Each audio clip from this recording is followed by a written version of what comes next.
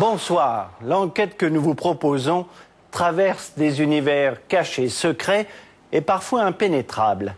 Le milieu des mercenaires, le monde des vendeurs et trafiquants d'armes, l'univers des services spéciaux, avec en toile de fond le couple historique et tumultueux de la France et de l'Afrique. La fin d'une histoire qui hésite entre guerre et paix.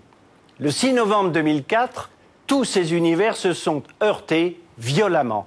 Vers 13h15, à Bouaké, en Côte d'Ivoire, 9 soldats français trouvent la mort en quelques secondes. Un ressortissant américain aussi. 33 militaires sont blessés et certains très grièvement. 2 ans plus tard, les familles de toutes ces victimes sont encore sous le choc. Elles n'ont pas obtenu les réponses aux questions légitimes qu'elles se posent. Elles voudraient tout simplement comprendre les raisons, les circonstances de ce qui constitue pour elles un crime.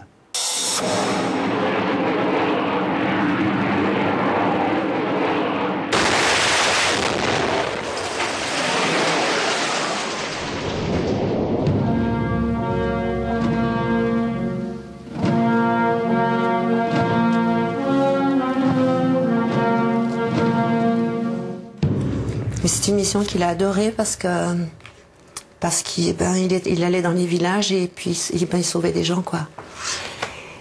Et il m'a dit on est fiers.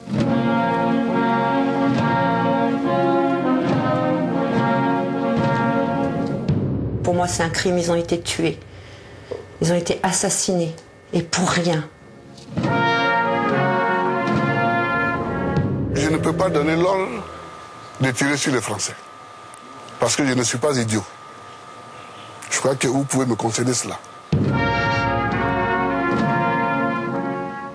Dans cette affaire-là, ça aurait été beaucoup plus intelligent et beaucoup plus efficace et beaucoup plus légal d'arrêter les criminels que de détruire l'arme du crime.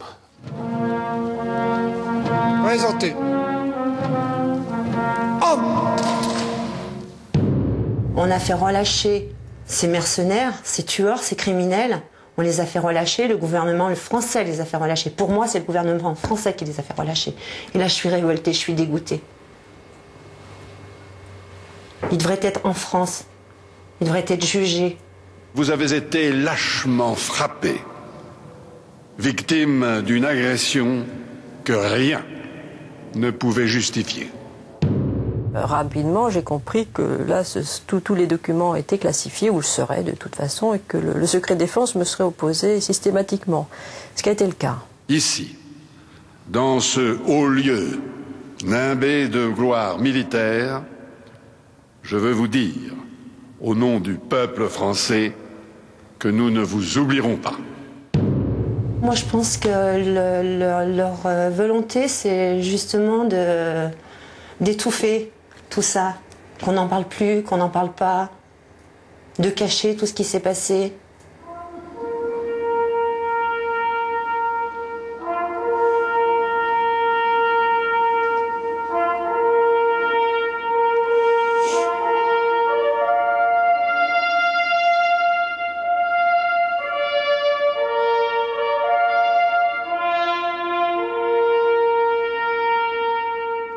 L'armée française n'avait pas connu pareille tragédie depuis l'attentat du Drakkar à Beyrouth, il y a plus de 20 ans. Et à l'époque, on avait relevé 58 victimes. Mais en Afrique, comment a-t-on pu en arriver là? D'autant que précisément, la Côte d'Ivoire et la France ont longtemps fait figure de couple modèle. À telle enseigne que pour assurer sa défense et sa stabilité, le pays du cacao comptait sur les militaires de l'ancienne puissance coloniale. Mais dans les années 90, la situation a commencé de se dégrader fortement, jusqu'aux événements de 2002, où là les risques de guerre civile se sont précisés. Assurer la sécurité de nos 20 000 ressortissants. C'est officiellement la raison invoquée en septembre 2002 pour justifier l'envoi sur le terrain de nouveaux militaires français venus renforcer nos soldats déjà présents en Côte d'Ivoire depuis 1961. À l'époque, en effet, un accord de coopération militaire avait été signé entre les deux pays. Le nouveau cabinet qui comporte 14 ministres... Cette proximité de l'armée française avec la Côte d'Ivoire, on la doit surtout à cet homme, Félix Houphouët-Boigny, plusieurs fois ministre de la République française, avant la décolonisation voulue par le général de Gaulle. Pendant 33 ans, le président Houphouët-Boigny parvient à se maintenir à la tête de son pays, à coups de faux complots et de partis uniques. Sur la scène mondiale, il passe pourtant pour un sage et parvient à imposer l'image du fameux miracle ivoirien grâce à la manne du café et surtout du cacao.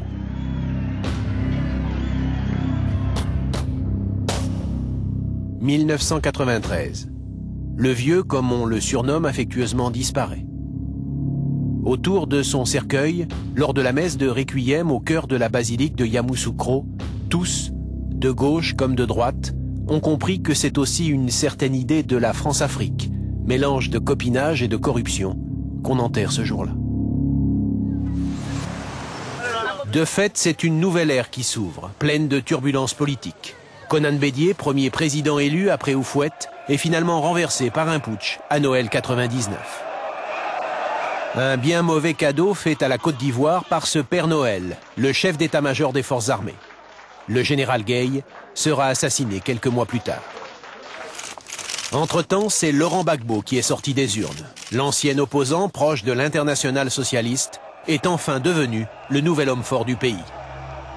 Mais sous son règne, la vie politique se dégrade et les crises se succèdent. Résultat, nouvelle tentative de coup d'État. Nous sommes en octobre 2002 et désormais en Côte d'Ivoire, rien ne va plus. Les premiers renforts de la force licorne ne changent rien, au contraire.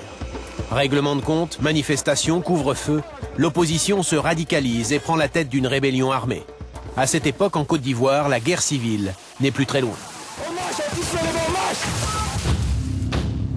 Début 2003, c'est le moment choisi par la France pour inviter à Paris toutes les parties.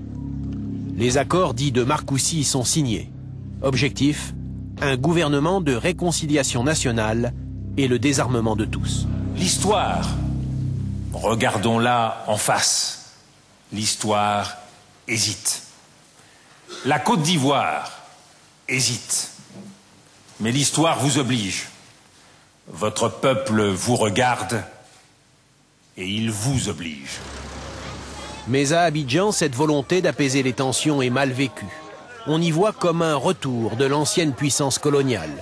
Pour la diplomatie française, c'est donc un échec. Le 27 février 2004, l'ONU tente à son tour d'imposer un retour au calme. La résolution 1528 est votée au Conseil de sécurité. Elle décide la création de l'ONUCI, une force supplémentaire de 6000 casques bleus chargés de surveiller l'application du cessez-le-feu. Des casques bleus africains, tous placés sous la protection des forces françaises, chargées notamment par ce texte d'intervenir en cas d'éventuelle action belligérante. La force Licorne, qui désormais compte 3000 hommes, principalement déployés tout au long d'une véritable ligne de front dans une Côte d'Ivoire partagée en deux. Au sud, l'armée loyaliste et les milices fidèles au président Gbagbo. Au nord, une rébellion armée qui campe sur ses positions. En ces premiers jours de novembre 2004, le contexte est bel et bien devenu explosif. Tout va se jouer en une semaine. Dans la nuit du 3 au 4 novembre 2004, des inconnus sabotent les émetteurs de toutes les radios d'Abidjan. C'est le signe avant-coureur d'un déferlement de violence. Le président ivoirien Laurent Gbagbo a coupé le pays du monde extérieur. Il vient d'entrer en guerre. Et peu importe qu'il ait lui-même accepté un cessez-le-feu garanti par l'ONU.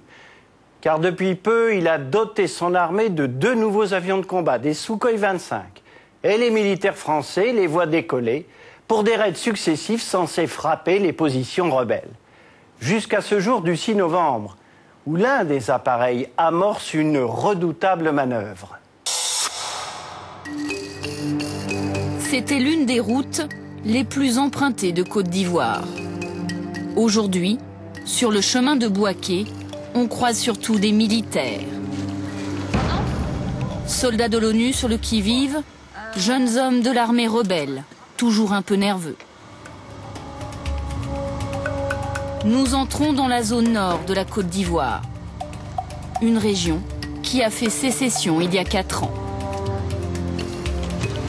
Quelques francs CFA versés à l'un des multiples barrages et Bouaké, la capitale du Nord, nous ouvre ses portes. Bouaké, la deuxième ville de Côte d'Ivoire où l'on essaye de vivre comme avant, quand le pays était uni.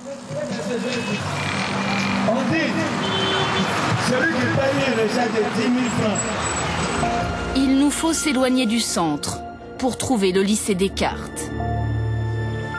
Ici, il y a 2 ans, une centaine de soldats français avaient établi leur campement.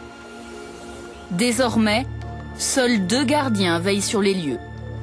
Ils n'ont rien oublié du bombardement du 6 novembre 2004. Les maisons ont remué même en ville. C'était trop fort. Il y avait trop de bruit là. Il y a 2 personnes qui sont mortes ici. Il y a un qui était à côté là. Et il y a un qui était à la porte. Donc les 2, ils sont morts. Et il y avait plein de sang ici, quoi. Même ici, là, où nous sommes là, il y avait plein de sang ici. Une attaque aérienne qui n'a laissé aucune chance aux soldats de la force Licorne. Ce jour-là, 9 d'entre eux sont morts. Il y a eu, quand l'avion venait, il y a un Français qui a sauté là. Dans ce camp fantôme, les forces françaises ont tenu à laisser une empreinte de ce drame. Voilà, Dieu merci, c'est la stèle qui est notre témoin. 9 noms sur une modeste stèle.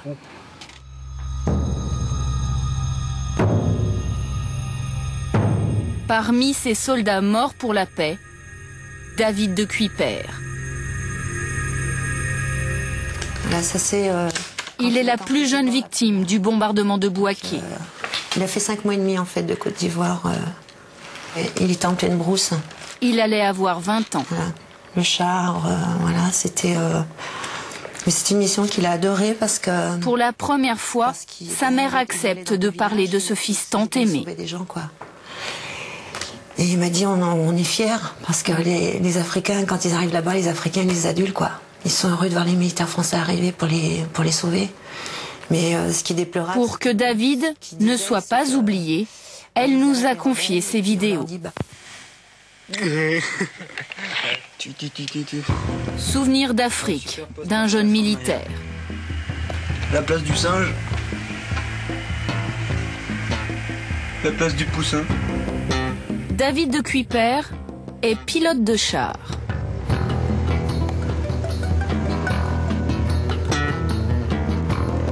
Sa mission, le maintien de la paix dans la zone nord de la Côte d'Ivoire. Une zone livrée au pillage et aux exactions contre les civils. Une mission très sérieuse qu'il prend de la hauteur de ses 18 ans avec humour. Prêt à partir en guerre. Et dire que jamais un homme n'a mis les pieds dans cette forêt. Un homme français, militaire de plus. Laquelle de jungle? Celle-là avec tes cabanes où tu te caches dedans? Ce que je veux, moi je suis marsan. Ah, c'est quoi cette bête? Ah, c'est quoi cet engin? Un scarabée à 3 roues. Oh putain la vache. Quelques images du quotidien de ces soldats de la paix. Rillettes de saumon. Attention là, qu'est-ce que c'est? Navin, agneau. Faites voir le gâteau, faites voir le gâteau. Infect. Infect. Donc, maman, si tu me regardes, si je survis dans cette jungle, ce sera pas grâce à cette bouffe. J'ai entendu à la télévision, il y avait un numéro de téléphone pour contacter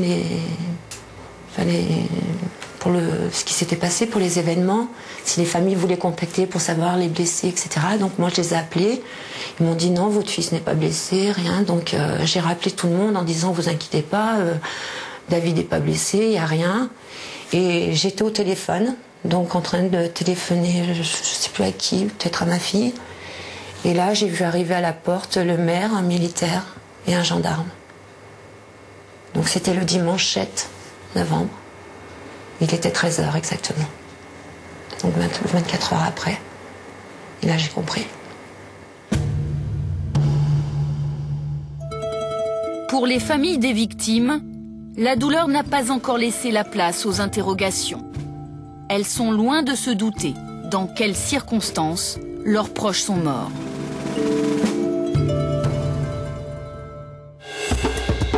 Pour le comprendre, il nous faut partir en Côte d'Ivoire, quelques jours avant la mort des soldats français.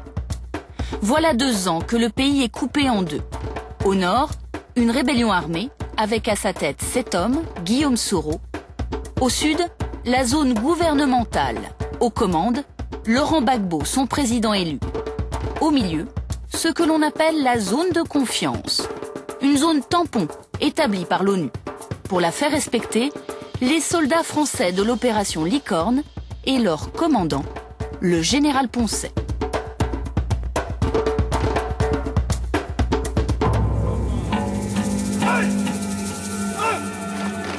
4 novembre 2004, 2 jours avant l'attaque meurtrière du campement français. Les troupes du président ivoirien Laurent Gbagbo lancent une large offensive. Objectif, regagner le nord. Laurent Gbagbo veut absolument rétablir l'unité du pays. C'est l'opération Dignité.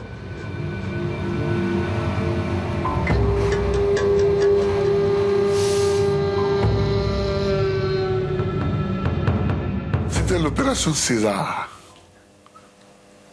Rendez à César ce qui est à César. Hein. C'était l'opération César. C'est les Ivoiriens qui, après, dans la rue, ont baptisé ça opération Dignité.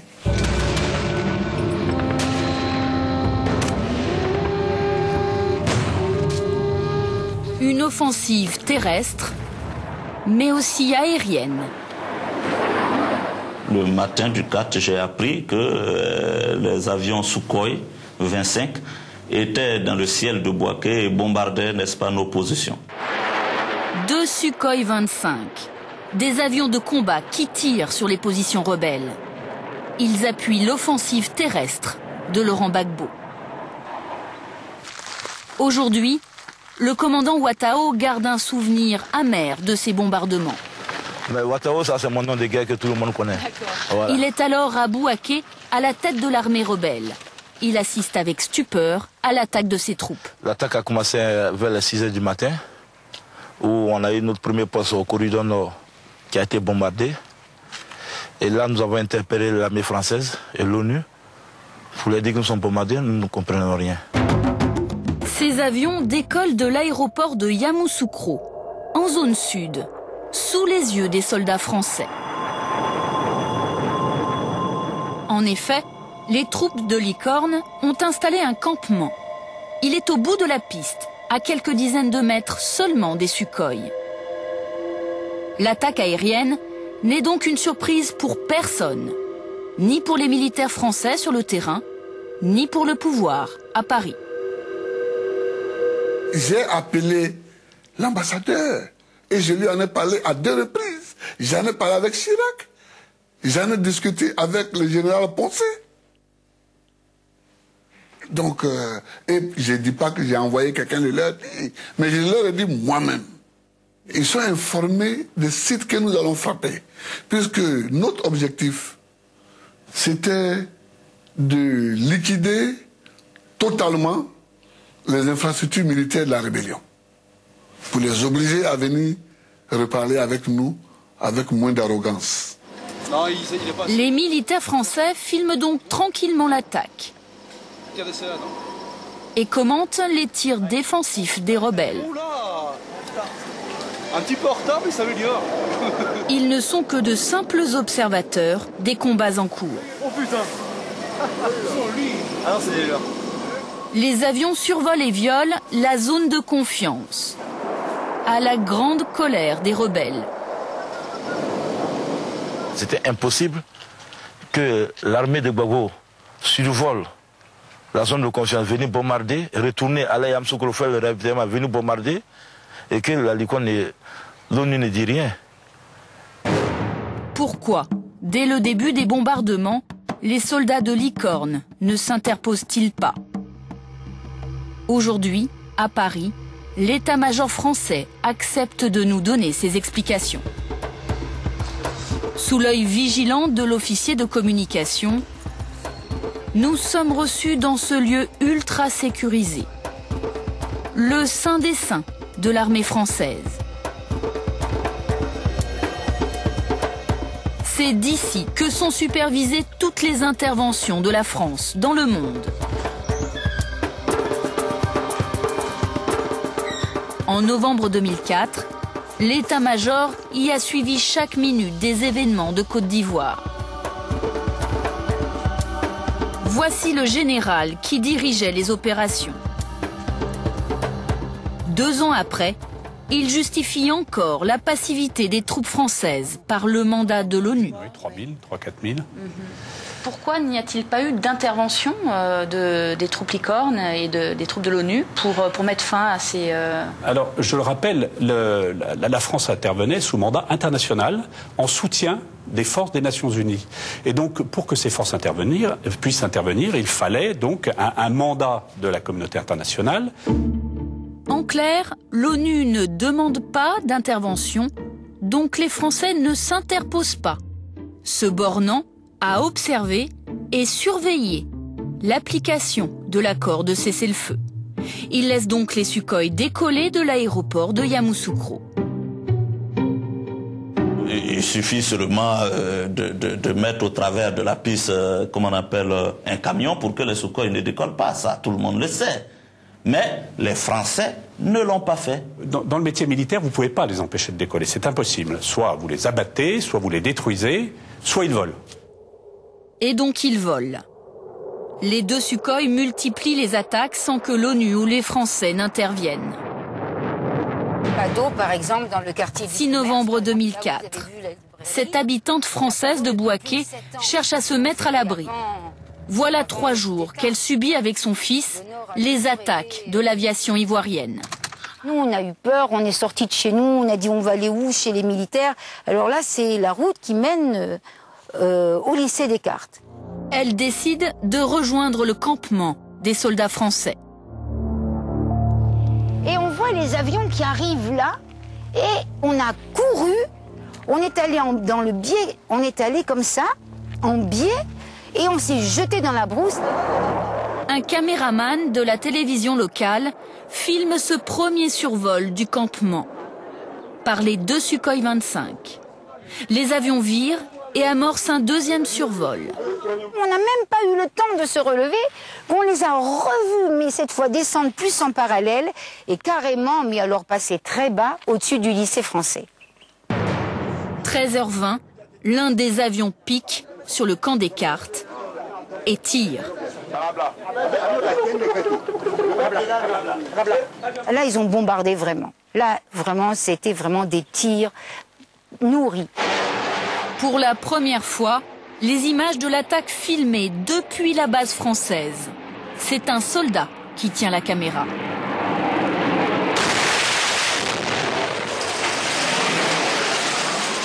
Le tir de roquette est passé juste à côté de lui. D'autres ont eu moins de chance que ce caméraman. Positionné de façon... Ce soldat a été blessé par des éclats. Il a dû être amputé d'une jambe. Moi un petit peu et moi le premier réflexe a été de récupérer mon FAMAS pour, comme je vous dis, pour me protéger, quoi. Donc je rampais par terre pour le récupérer, puis c'est là qu'on m'a récupéré avant que... Enfin, j'avais dans la tête que moi, dès que je voyais un noir, c'était... Alors qu'en fait, c'était pas du tout ça, c'est les avions, mais pendant ces 5 minutes, 5-10 minutes après ça, c'est beaucoup de choses qui sont passées par la tête, quoi. Allez chercher pour éteindre. Il y a tout qui va brûler là. Allez chercher. Ces images sont tournées à l'entrée du camp par la télévision locale. Mettez-vous à l'abri. C'est pas le moment de s'occuper de la télévision. Oui. Les secours s'organisent.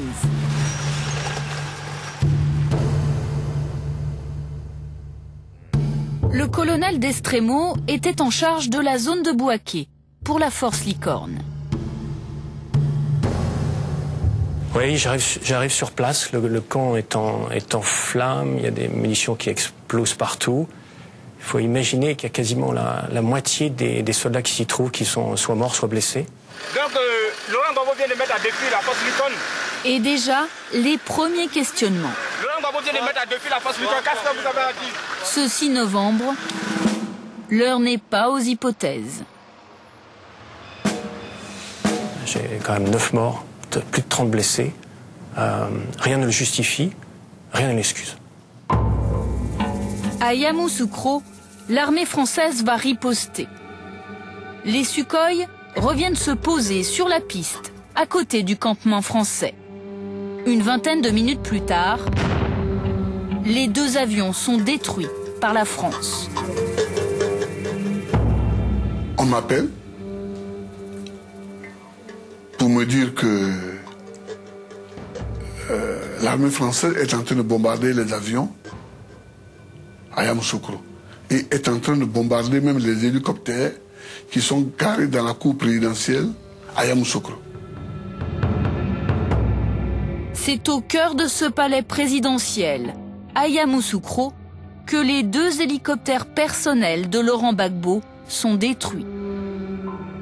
En quelques heures, l'ensemble de la flotte aérienne ivoirienne est réduite à néant sur ordre de l'état-major français. Dans le cadre de la légitime défense, nous avons détruit ces moyens aériens de façon à éviter une réplique de telles frappes totalement inadmissible. C'est dans le cadre du mandat de l'ONU, ça? Totalement, la légitime défense était inscrite dans le mandat des résolutions de l'ONU. Il a fallu qu'on tue des Français pour que l'armée française réagisse. Dans les 15 secondes qui suivaient, tous les avions de Gbagbo étaient à plat. Pourtant, il nous disait qu'il n'avait pas les moyens pour commander ces avions. Et ces avions décollaient de Yamoussoukro qui était sous la surveillance de la Licorne. Un acte de légitime défense pour les Français, une déclaration de guerre pour les fidèles de Laurent Gbagbo. Les avions étaient la fierté de la République ivoirienne. Leur destruction est donc vécue par les ultranationalistes et leurs chefs comme une provocation. On nous a informé de ce qui s'est passé à Yamoussoukro, où l'armée française était en train de bombarder, détruire carrément l'aviation de notre pays. Nous sommes rentrés sur Abidjan. On a constaté que et le ciel de Côte d'Ivoire, et l'aéroport de notre pays, et les 2 ponts qui relient Abidjan Sud et Abidjan Nord étaient occupés par l'armée française, et que la résidence du chef de l'État à Yamoussoukro, où se trouvaient des avions, avait été bombardée parce que c'est là que se trouvait le centre des opérations. Mais ça ne pouvait que révolter un citoyen normal.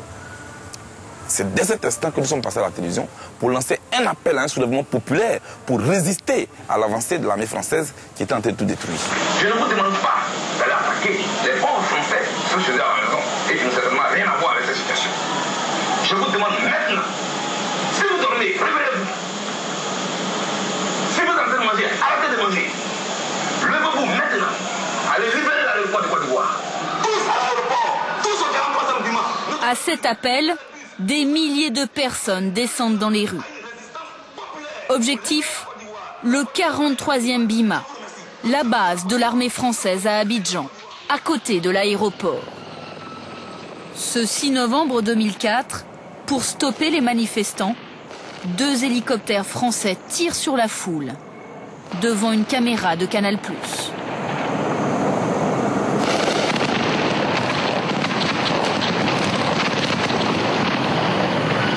La nuit du 6 au 7, à 2 heures du matin pour être exact, le général Poncet m'appelle et me dit la situation est dramatique dans Abidjan. Nous avons des comptes rendus affolants et des ressortissants français et étrangers qui s'y trouvent. Les violences sont très nombreuses. J'ai besoin de vous. À Bouaké, dans un campement des cartes dévasté, le colonel Destremo vient à peine de dénombrer les blessés et les morts. Il lui faut déjà repartir, direction Abidjan. Dans la capitale ivoirienne, c'est le chaos.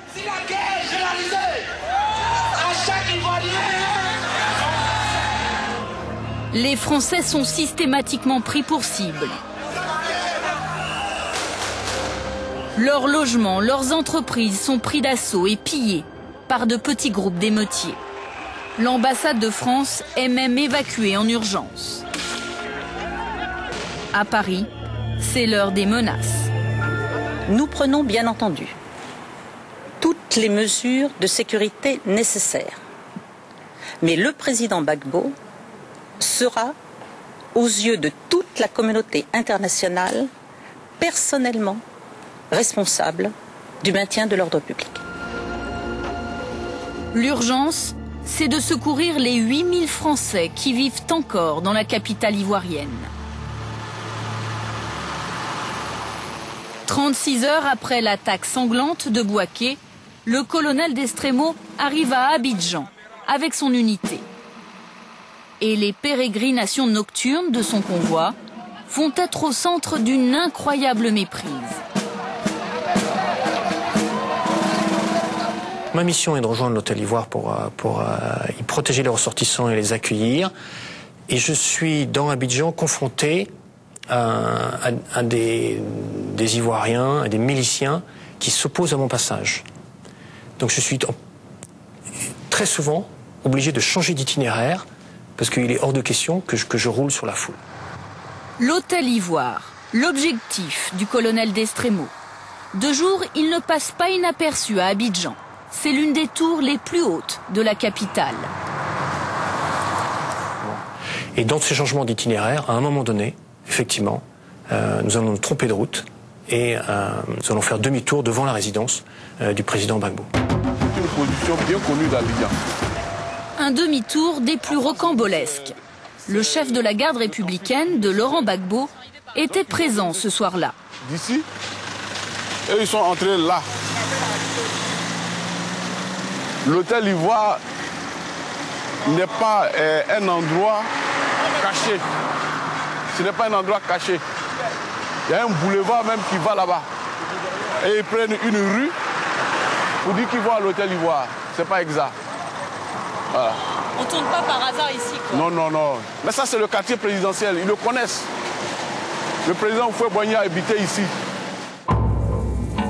Une colonne de 70 véhicules, dont une trentaine de chars, en pleine nuit, au bout de cette route que l'on emprunte difficilement par hasard, juste aux portes de la résidence du président ivoirien. Je vais donc à table avec mes amis. Nous sortons de table vers 1h du matin. C'est un cousin et son épouse qui rentrent chez eux. À la porte là, ils trouvent les chars, les blindés français. 35 blindés. Ils reviennent rapidement. C'est Laurent, tu es encerclé par les chars français. Et lorsque j'étais devant la résidence et qu'on a fait demi-tour, moi j'étais profondément catastrophé parce que je mesurais ce que ça pouvait susciter comme inquiétude et comme erreur d'interprétation. Vous avez eu des explications par la suite? Je n'ai eu aucune explication. Enfin, j'ai eu une explication, mais elle est tellement ridicule que je ne sais même pas s'il faut la dire aux Français qui m'écoutent. Les gens, ils ont dit qu'ils se sont perdus. Qu'en fait, ils allaient à l'Hôtel Ivoire pour essayer de protéger des Français qui sont là-bas, et qu'en chemin, ils se sont perdus. Enfin, je veux dire que si ce n'est pas la moquerie, je ne sais pas quel mot il faut utiliser. Une histoire abracadabrantesque qui alimente la confusion. À Abidjan, elle attise la haine de la France. Alors que le président ivoirien s'affiche dans les rues pour montrer qu'il est toujours bien à la tête de l'État, le général Poncet, lui, s'efforce d'apaiser les tensions. Il n'est absolument pas dans l'intention de la force Licorne de renverser le président Gbagbo. Le président Gbagbo représente un gouvernement légal, élu au suffrage universel, et la présence de la force Licorne aujourd'hui dans Abidjan a uniquement pour but de rassurer et de sécuriser la communauté expatriée. Le lendemain du demi-tour maladroit, l'unité du colonel d'Estremo retrouve finalement son chemin. Elle prend position à l'Hôtel Ivoire. Objectif, en faire un point d'évacuation pour les ressortissants français et étrangers.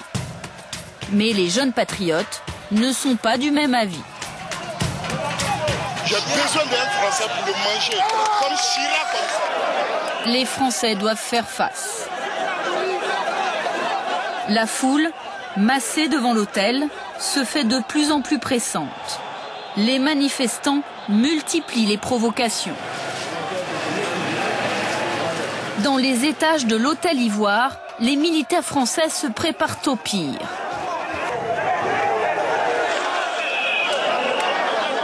Et soudain, les tirs éclatent.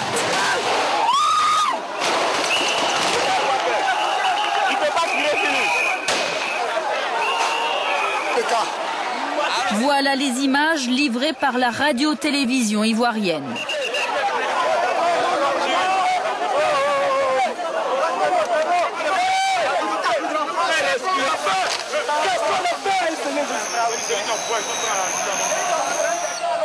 Concernant les morts de l'hôtel Ivoire, aucun bilan officiel.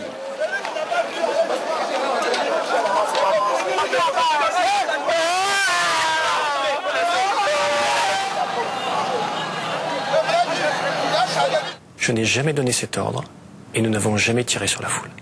Nous avons fait un tir d'intimidation pour répondre à la fois au risque extrêmement important auquel nous étions confrontés, c'est le risque d'être submergé par la foule, et parce que simultanément un manifestant est monté sur un de nos chars et a armé une mitrailleuse, ce qui était loin d'être un geste inoffensif, et en même temps un gendarme ivoirien a projeté un de mes marsouins dans la foule au risque qu'il soit happé par la foule et que nous le perdions.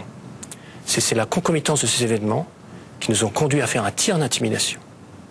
Et nous n'avons jamais tiré sur la foule. Alors, qui a tiré sur la foule? Puisque nous, on voit juste les images. Moi, j'y étais pas. On voit les images qui ont été fournies par la RTI, je crois. On voit notamment une personne dont la tête a été emportée. C'est qui a tiré? Alors, lorsque nous avons fait ce tir d'intimidation, nous avons tiré à balles réelles au-dessus de la foule et nous avons utilisé des armes qui sont non létales, c'est-à-dire des balles de gomme-cogne et des grenades à main offensives. Et les images que l'on voit sont malheureusement les blessures que provoquent ces armes non létales. Nous sommes le 9 novembre 2004. La Côte d'Ivoire est à feu et à sang. Voilà 3 jours que le soldat de Kuiper et ses camarades ont été tués à Bouaké.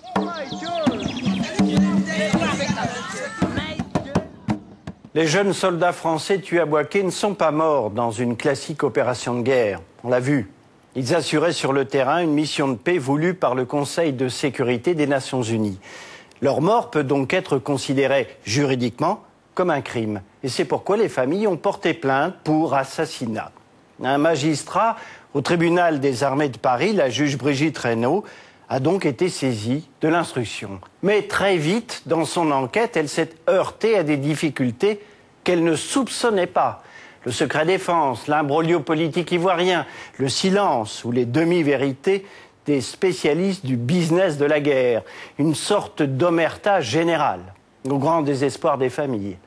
Des familles qui ne souhaitent pourtant qu'une seule chose, savoir pourquoi leurs enfants, leurs maris sont morts à Bouaké.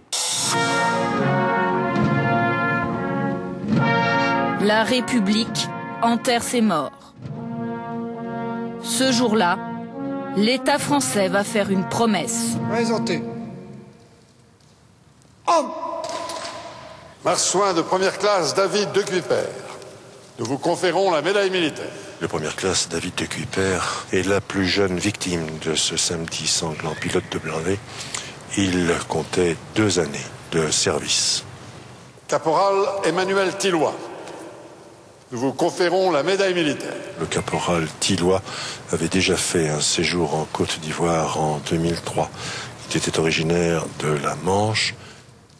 Ici, dans ce haut lieu, nimbé de gloire militaire, je veux vous dire, au nom du peuple français, que nous ne vous oublierons pas.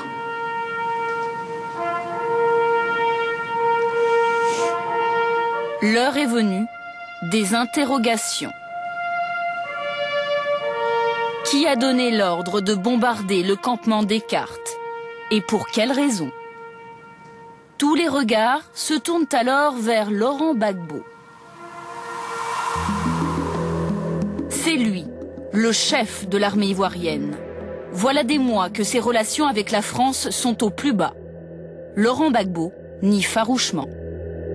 Je ne peux pas donner l'ordre de tirer sur les Français. Parce que je ne suis pas idiot. Je crois que vous pouvez me concéder cela. Et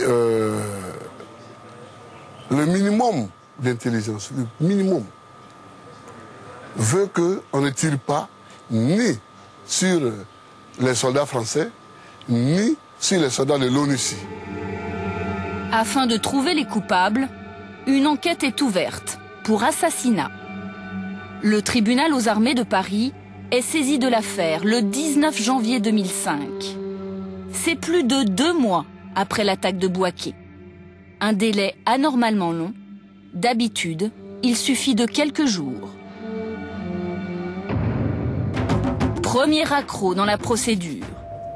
Pour mener les investigations, une juge d'instruction aguerrie, Brigitte Reynaud. Cette magistrate très discrète accepte de parler pour la première fois de l'enquête sur le bombardement de Bouaké. Que les gens vont arriver comme ça. Lorsqu'une enquête est mal engagée dès le départ, il est très dur après au niveau de l'instruction, je dirais, de redresser ou de rattraper ce qui n'a pas été fait dès les premiers jours ou dès les premiers moments de l'enquête initiale. Et dès le départ, une erreur qui fait bondir l'avocat des familles. Les soldats français n'ont pas été autopsiés. C'est courant dans une enquête criminelle comme ça de ne pas avoir d'autopsie? Non, une enquête criminelle, l'autopsie, elle est absolument obligatoire. Mais alors comment c'est possible? Criminel, il faut savoir les causes de la mort, d'accord? Pour savoir s'il y a eu crime ou pas, d'accord? Que les causes de la mort. Donc, criminel, l'autopsie est totalement obligatoire. Pour savoir exactement dans quelles circonstances, comment et pourquoi les choses se sont passées. Bon, donc, pourquoi ça n'a pas été fait? Je n'ai pas de réponse. J'ai pas de réponse. Le juge d'instruction, dès le début, elle a protesté contre cet état de choses, mais c'était trop tard pour elle aussi. Une absence d'autopsie qui va avoir des conséquences dramatiques pour 2 familles de soldats. Lors des funérailles nationales, le ministère de la Défense s'était opposé à l'ouverture des cercueils. Motif officiel, les corps n'étaient pas présentables. Donc ils nous ont montré le cercueil où Benoît était. Et donc là on a fait la demande pour pouvoir ouvrir parce qu'on se demandait dans quel état il est.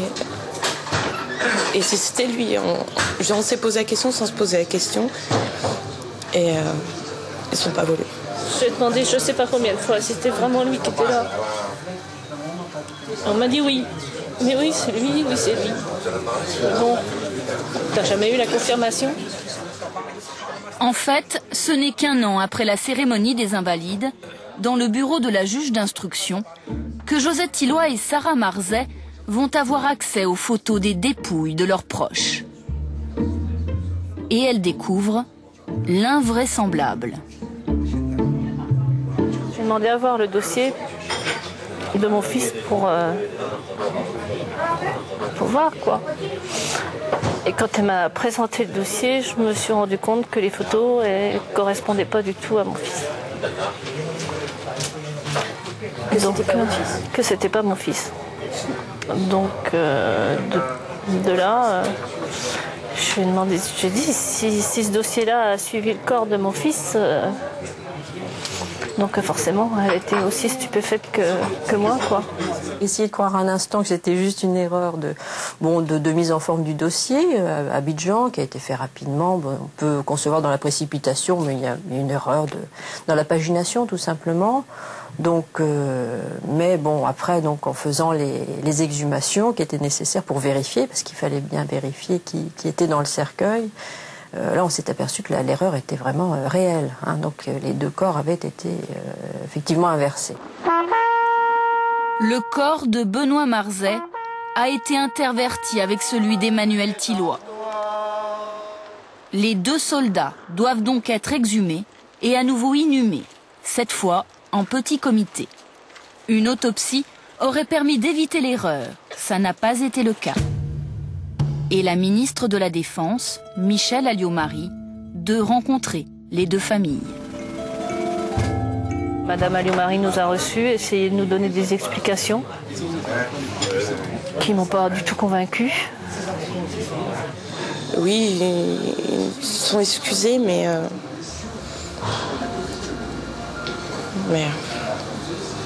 ça a été une affaire cachée. Une affaire cachée. Mais l'enquête sur la mort des soldats Marzet, Tilloy et leurs camarades va connaître bien d'autres difficultés. L'instruction va avoir du mal à progresser. Rapidement, j'ai compris que là, tous les documents étaient classifiés, ou le seraient de toute façon, et que le secret défense me serait opposé systématiquement, ce qui a été le cas. Le secret défense. Tous les indices matériels relevés par les soldats français sur le terrain sont classifiés confidentiel défense. Ils ne vont être délivrés qu'au compte-gouttes au juge d'instruction. Dans le dossier, des dizaines de pages blanches, barrées d'un trait. Ce sont les informations que le ministère de la Défense ne souhaite pas révéler. C'était sans fin en fait, et à chaque fois qu'un document que je pouvais apprendre au détour d'une audition apparaissait intéressant, je devais ressaisir donc la commission pour obtenir la déclassification du rapport établi par un tel. Alors disons que ça n'en finit plus. Malgré tout, Brigitte Reynaud enquête et s'intéresse tout d'abord à l'arme du crime, les 2 Sukhoi 25. Des avions qui vont nous dévoiler une étrange histoire de la France-Afrique.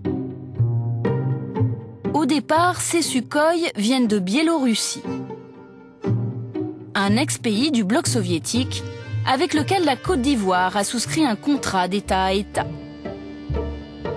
Sont fournis des avions, mais aussi des hélicoptères, des munitions et d'autres matériels militaires. Selon nos informations, les 2 Sukhoi partent donc de Biélorussie, le 15 octobre 2004, dans un avion cargo.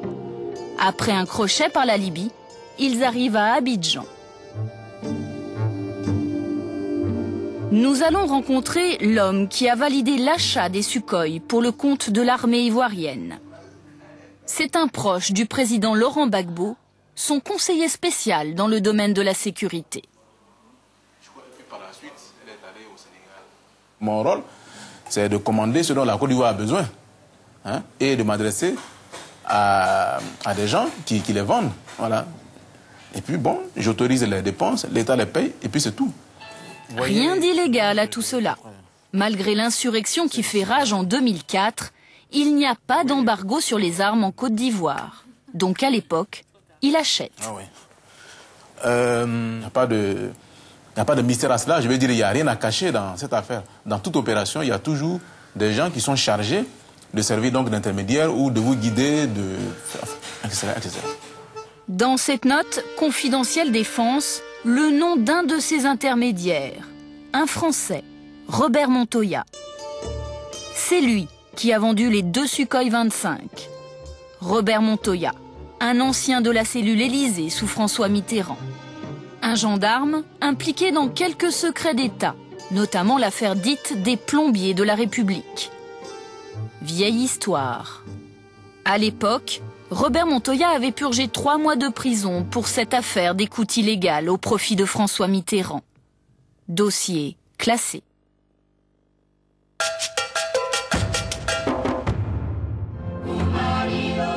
Robert Montoya est aujourd'hui installé au Togo. Un petit pays, ami de la France, à seulement 1 heure d'avion de la Côte d'Ivoire. L'ancien gendarme est reconverti dans la sécurité et la vente d'armes. Il a accepté de nous rencontrer. Un rendez-vous des plus inattendus car Robert Montoya est un personnage discret de la France-Afrique. Il préfère d'habitude fuir les caméras. Mais cette affaire de vente de Sukhoi lui cause des déboires. Aujourd'hui, il ne veut pas servir de bouc émissaire. Non, mais enfin, je pense que on veut me faire porter un chapeau qui est un peu trop large et comme je vous dis, j'ai rien à voir là-dedans, ni de près ni de loin. Vous avez quand même livré les 2 avions Écoutez, le propriétaire d'un véhicule neuf qui vous vend sa voiture, si vous allez écraser quelqu'un, il n'est pas responsable, non? En Afrique, les affaires prennent parfois d'étranges tournures. 9 soldats français sont donc morts sous les tirs d'un avion vendu par Robert Montoya, un ancien militaire français. J'ai pas de leçon de patriotisme à recevoir de qui que ce soit et je suis profondément français. J'aurais jamais accepté, si vous voulez, que quelque chose comme ça ne se fasse. Vous regrettez aujourd'hui un petit peu d'avoir livré ces 2 Sukhoi? Écoutez, je regrette. Je ne peux pas regretter parce que il y a dans le monde, il y a des tas de matériels qui sont livrés et on ne sait pas ce que ce matériel, dans quel cas il peut être utilisé. Et le marchand d'armes affirme n'avoir aucune information sur le bombardement et ses commanditaires. Et Brigitte Reynaud n'en apprendra guère plus sur Robert Montoya. Elle se tourne donc vers la justice ivoirienne. À Abidjan, c'est également un tribunal aux armées qui est en charge de l'enquête sur le bombardement de Bouaké. Un procureur militaire s'occupe de tous les dossiers sensibles entre la France et la Côte d'Ivoire. Il se souvient bien de sa rencontre avec la juge Reynaud. Il en conserve même un souvenir dans son bureau. Pour le magistrat, la balle est dans le camp de la France. Il explique qu'à l'époque, l'armée française pouvait faire très vite toute la lumière sur cette affaire. S'ils n'avaient pas fait ce bouquin et que calmement, ils avaient invité dès que les avions étaient posés. Les pilotes étaient encore là, ils étaient encore à Abidjan, ils étaient même encore sur la plateforme, sur l'aéroport. Puis ils ne se reprochaient rien. Ils ne savaient pas qu'ils venaient de tuer les gens. Ils ne se reprochaient rien. Il leur appartenait de les appeler pour dire, monsieur, voilà ce que vous venez de faire, on vous met aux arrêts.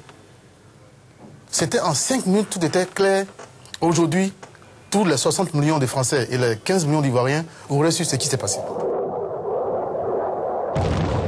Que se passe-t-il au retour des Sukhoi sur l'aéroport de Yamoussoukro? Pourquoi les Français positionnés en bout de piste n'arrêtent-ils pas les pilotes à leur descente d'avion? D'autant que parmi les éléments déclassifiés et versés au dossier, on trouve ce document. Un film étonnant qui aurait été tourné juste après l'attaque du lycée Descartes. Des images prises sur l'aéroport de Yamoussoukro par un militaire français.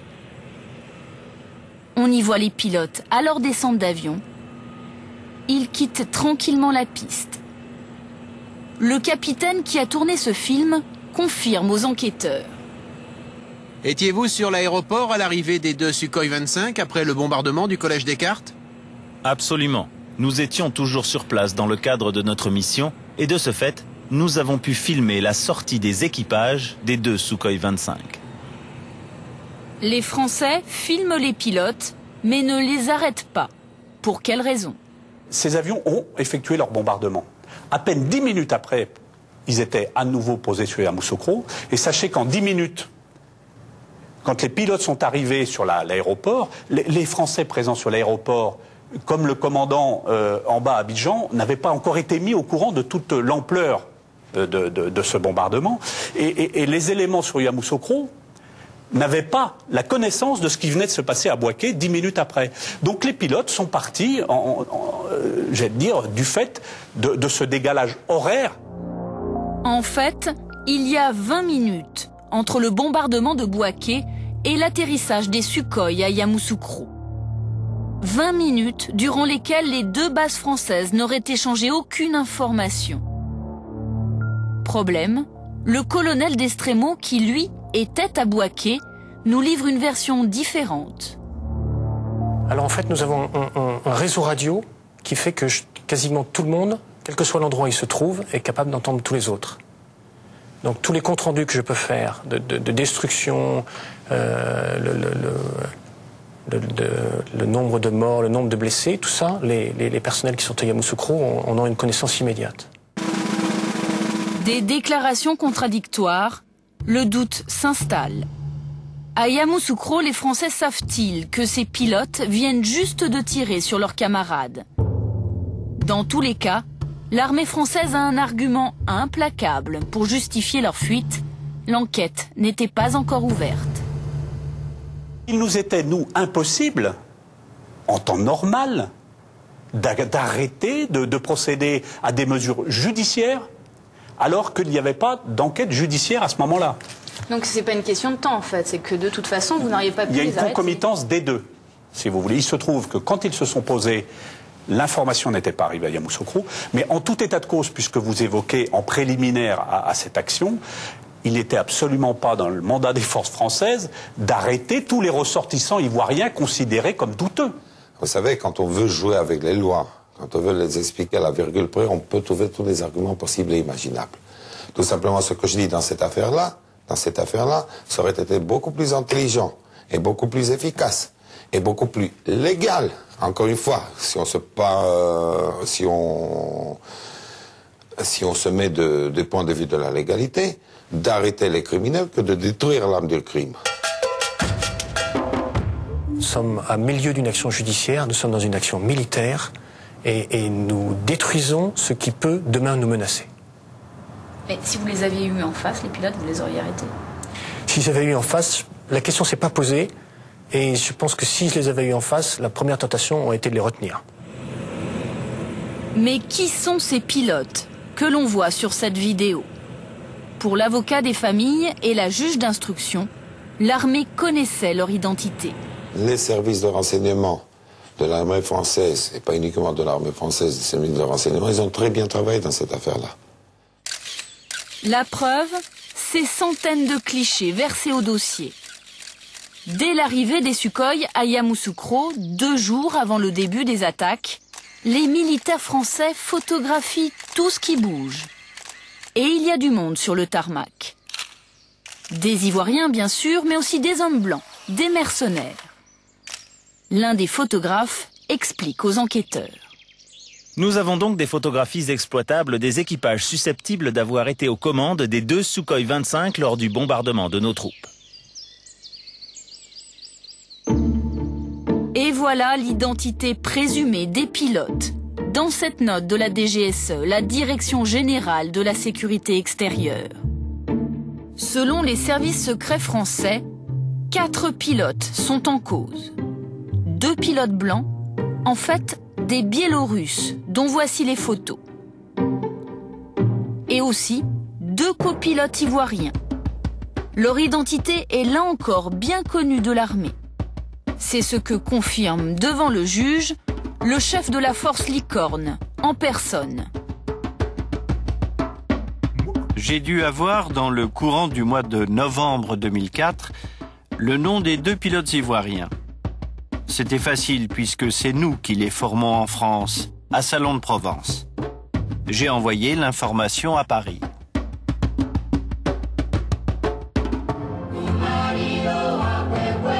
Aujourd'hui, ces copilotes ivoiriens sont toujours à Abidjan. Ils sont même en poste ici, à la Cité militaire de l'air. C'est sur cette base que nous retrouvons le procureur ivoirien et les 2 magistrats en charge de l'enquête sur Bouaké. Ils reviennent juste du Togo. Quelques échanges de contacts, quelques politesses, puis, une fois installé au salon de réception, le procureur nous donne un numéro de téléphone. C'est ce numéro que j'ai, vous allez l'appeler après parce que c'est le numéro d'un des pilotes des Sukhoi. C'est pas où vous allez l'appeler et puis peut-être que c'est vous de l'appeler, non? D'accord, on va voir ça. Ange Kessi nous a dit que vous étiez le pilote du Sukhoi, hein, c'est bien ça?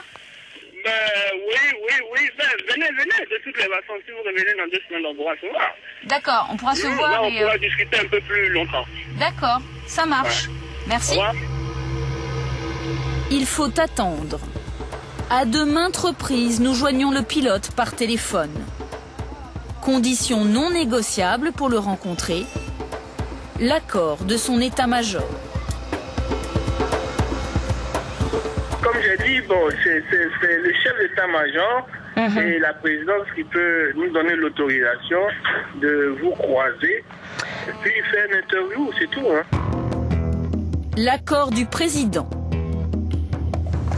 Nous retrouvons justement Laurent Gbagbo pour une interview à la résidence présidentielle.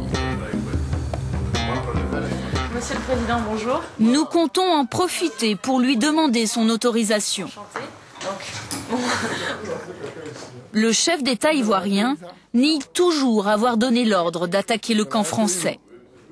Pour preuve de sa bonne foi, il va nous proposer spontanément de rencontrer les pilotes des Sukhoi. Ah, c'est l'équipe de Annie. Ah oui, d'accord. Les militaires qui étaient dans les avions. Hein. J'aurais bien aimé, mais... Moi, je peux leur accorder l'autorisation. Vous pouvez me donner l'autorisation? Ah bah oui. Parce que j'aimerais beaucoup interroger le pilote avant de partir. J'ai déjà été en contact avec lui au téléphone. Moi, il m'a dit pas de problème si le président est d'accord. Moi, je suis là. Nobou, tu vas voir le chef d'état-major pour qu'il appelle, pour que les gens n'aient pas peur, dans son bureau, les deux pilotes, qu'il les appelle pour que notre ami les interviewe et qu'ils ne disent pas de vérité. Ok, voilà. Merci beaucoup, monsieur. Donc, tu t'arrêtes avec elle, avec les militaires, et puis tu fais ça rapidement. Parce que nous, on a besoin que les gens, que ça avance, et qu'on sache ce qui s'est passé. Officiellement, Laurent Gbagbo veut que la vérité éclate. Mais il y a le discours et les faits. Le pilote va nous laisser croire que l'interview est possible, mais nous ne le verrons jamais. Et c'est le conseiller en communication de Laurent Gbagbo qui va finalement nous donner les raisons de ce blocage. Le président serait d'accord, mais pas les militaires ivoiriens. Comme je vous disais hier, ils ne sont pas très chauds pour parler, donc je crois que c'est pour ça qu'ils me parlent. D'accord. C'est-à-dire que même si le président est d'accord, ça ne va pas nécessairement être possible, c'est ça? Peut-être qu'eux, ils ont des informations que le président n'a pas. Oui, mais vous pensez que ça serait possible ou pas? Non, je ne pense pas, je ne pense pas. Ah bon, ça va. Le président n'aurait pas accès à toutes les informations sur le bombardement de Bouaké. Difficile de connaître la part de vérité dans tout cela. Il y a quelques semaines, les magistrats ivoiriens étaient de passage à Paris. Officiellement, ils venaient pour tenter de faire avancer leur enquête.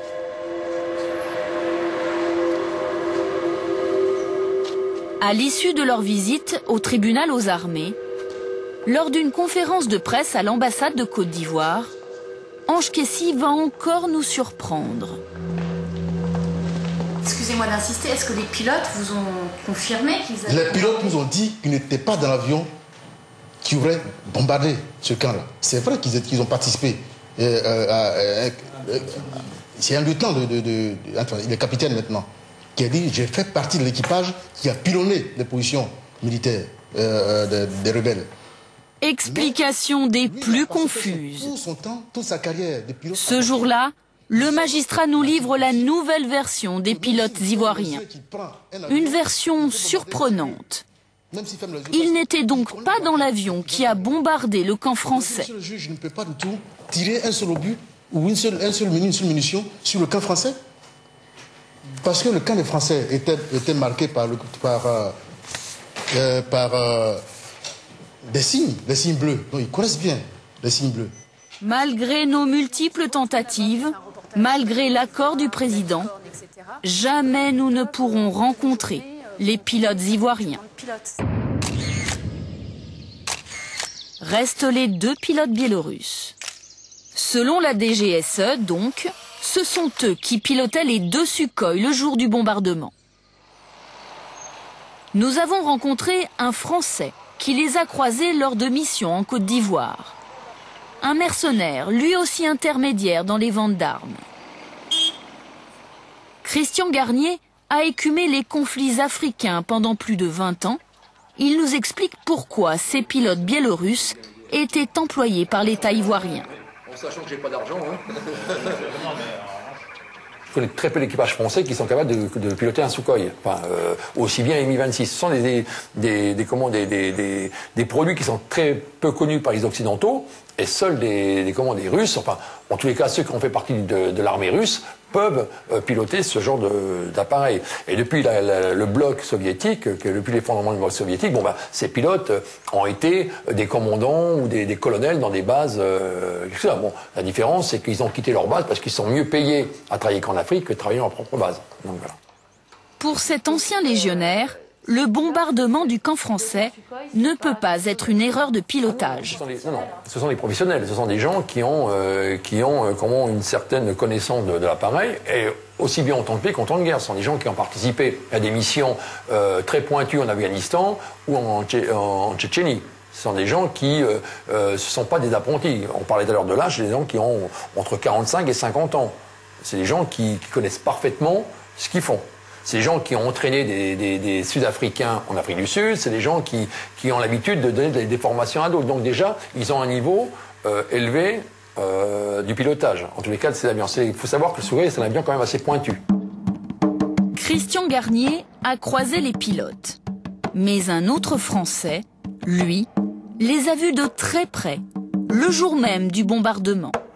Cet homme le voilà. Il s'appelle Jean-Jacques Fuentes.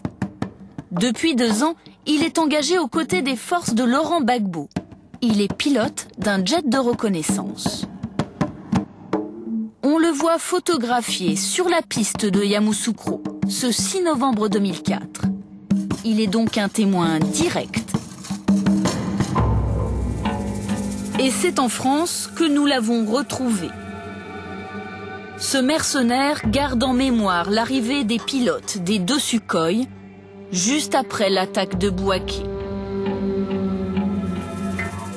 Je me souviens simplement des 2 pilotes, enfin des 4 pilotes en réalité, puisqu'il y avait 2 Ivoiriens et 2 Biélorusses, descendant de leur Sukhoi et courant comme des dératés naturellement vers la tour de contrôle, vers la salle d'opération, où j'ai essayé de les rejoindre, on m'a interdit l'entrée. Quelques minutes plus tard, Jean-Jacques Fuentes assiste sans comprendre à la destruction des avions de combat, puis à la fuite des pilotes biélorusses. La suite, il la raconte dans le bureau de la juge. Une scène étonnante. Nous avons retrouvé l'équipe de Biélorusses, pilotes y compris, brûlant dans la brousse des documents. Ils étaient absolument paniqués. Direction l'hôtel Président, à Yamoussoukro.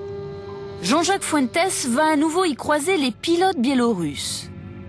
Il affirme avoir assisté à un étrange échange. Un officier ivoirien remet aux pilotes une somme d'argent.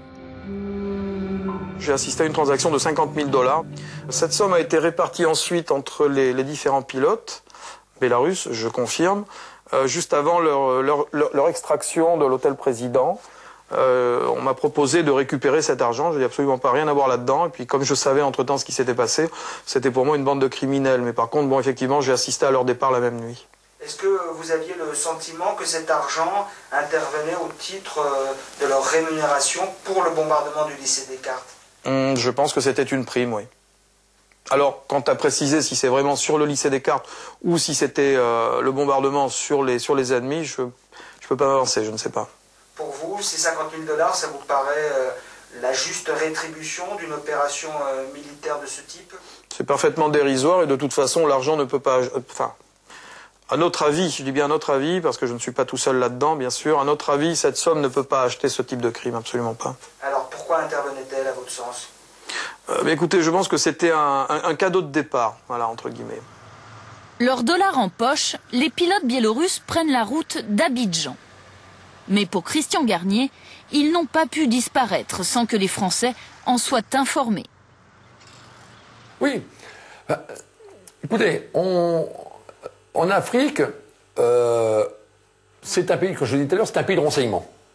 Okay, il suffit que pour quelques CFA, tout le monde va donner à tout le monde. Des Biélorusses, des Blancs, vous êtes phosphorescents en Afrique. Vous passez, tout le monde vous repère. Donc on peut... En plus, ils sont partis 1 heure après le bombardement. Hein. Ils sont restés quelque temps à Abidjan, dans les boîtes de nuit, tout ça. Ils ne sont pas sauvés tout de suite. C'est qu'après, on leur a demandé de partir. Mais dans la capitale ivoirienne, pour les militaires français, l'heure est alors surtout au sauvetage de leurs ressortissants. La recherche des pilotes est bien secondaire. Pourtant, le jour même de l'attaque de Bouaké, les militaires français arrêtent sur l'aéroport d'Abidjan 15 témoins décisifs pour l'enquête. Il ne s'agit pas des pilotes biélorusses, mais des techniciens de maintenance des avions. Voilà leurs photos et leurs fiches établies par les Français.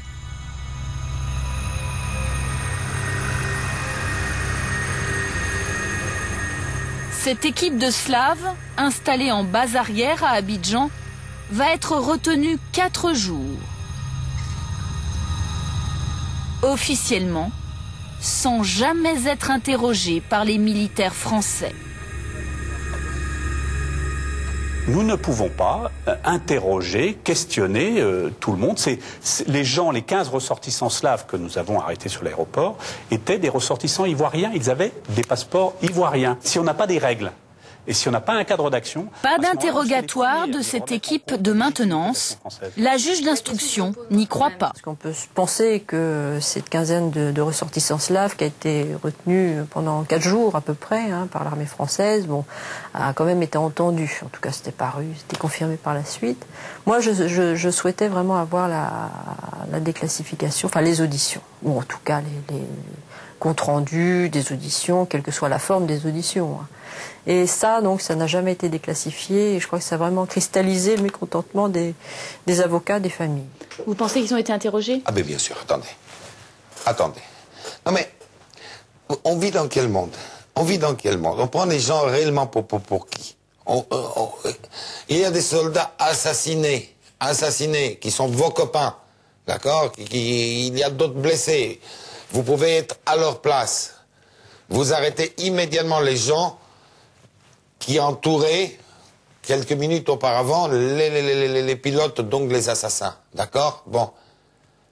Vous les interrogez pas? Pendant 4 jours, vous jouez au chèche-bêche avec eux? Aux cartes ou aux échecs? Parce que ce sont surtout des... Non mais, si vous voulez croire ça, croyez. Ok, si vous voulez me dire ça 10 fois, dites-moi 10 fois. D'accord? Moi, je ne veux pas vous croire une seconde. Point final. Les 15 techniciens sont donc remis ici, à l'ambassade russe, et sont évacués du pays.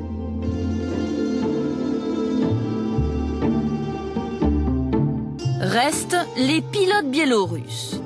Eux ont choisi de quitter Abidjan par la route, à bord d'un minibus, direction le Togo. Et pour la 2e fois, les autorités françaises vont laisser passer une occasion de les arrêter.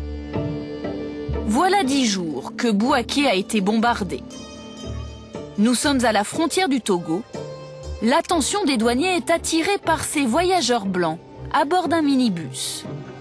Ils les arrêtent et photocopient leurs passeports. Parmi eux, nos 2 pilotes biélorusses.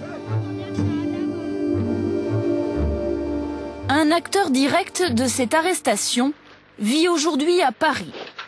À l'époque, il était le ministre de l'Intérieur du Togo. Il est en exil en France. Son témoignage est bien gênant pour les autorités françaises. Il craint pour sa sécurité. Voilà ce qu'il nous raconte à l'occasion d'un entretien filmé en caméra discrète.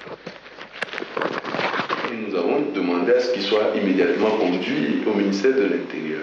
Et là, on commençait les interrogatoires.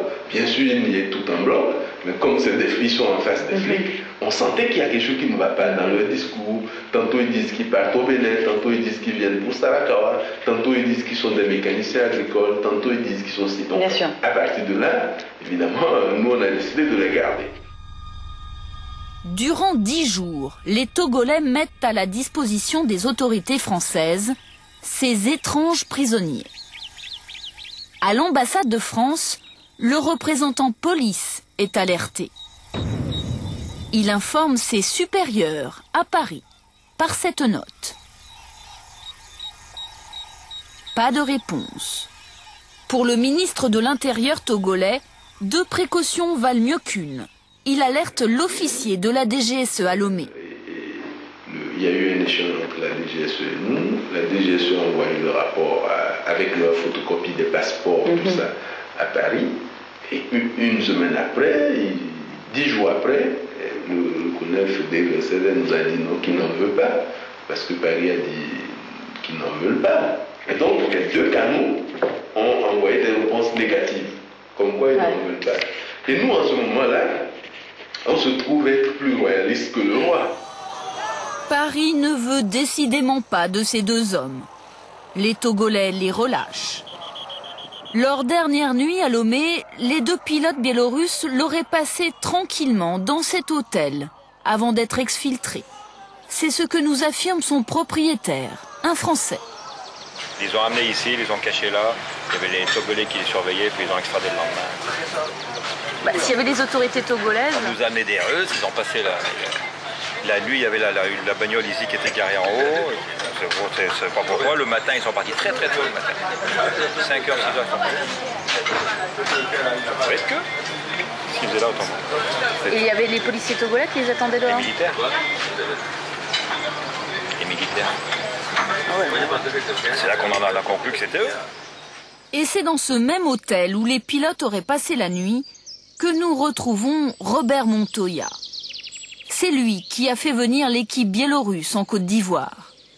Robert Montoya doit donc connaître les pilotes et peut-être sait-il où ils sont aujourd'hui. Pas du tout. Pas du tout. Si vous voulez, une fois que le contrat est fait, moi je passe à autre chose. Je vous dis, je gère pas l'opérationnel, je m'occupe pas des gens. Ils sont relevés pratiquement tous les 6 mois. Donc les gens vont, viennent, je parle pas le russe. Parce que vous reconnaissez qu'on fait le lien facilement quand même. Mais oui, mais justement, si vous voulez, c'est une ficelle un peu difficile à avaler, quoi. Quel intérêt avaient ces gens à passer par ici? Sincèrement, aucun. Ils auraient pu très bien partir par Abidjan. Tout le monde est parti par Abidjan. Pourquoi ils sont venus ici? J'en sais rien.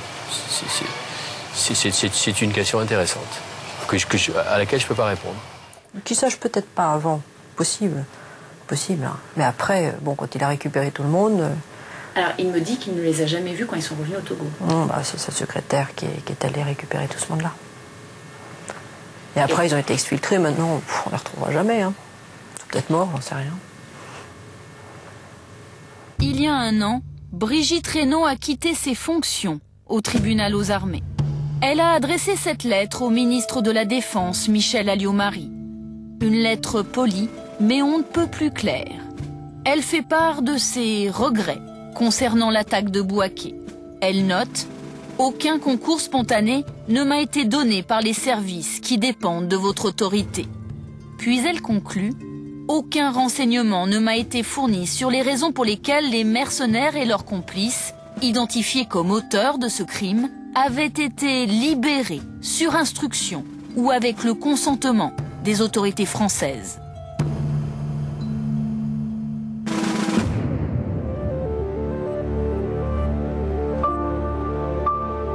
Dans le musée du régiment d'infanterie des chars de marine, les vestiges de l'attaque de Bouaké.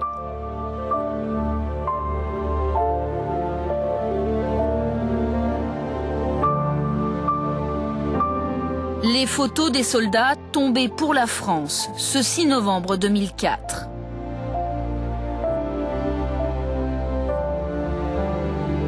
Parmi eux, nous retrouvons le caporal David de Cuypers.